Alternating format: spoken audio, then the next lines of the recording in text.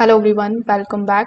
In today's video, I'm going to show you exactly how to turn the auto lock feature on and off on a TEEHO door lock in 2026. So first of all, you need to wake up this particular keypad. So you need to simply press the TEEHO button first, and then you need to press it once again.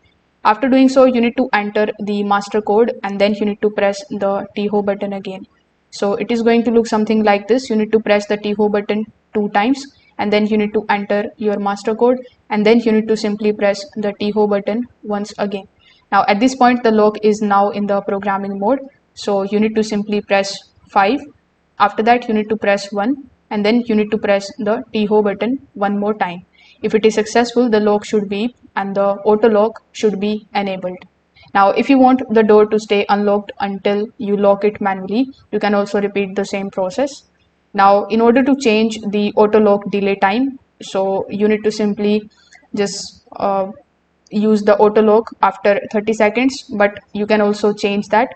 So you can enter the programming mode again, and then this time you need to press 6, enter a delay between 10 and 99 seconds, and then you need to press the TEEHO button again.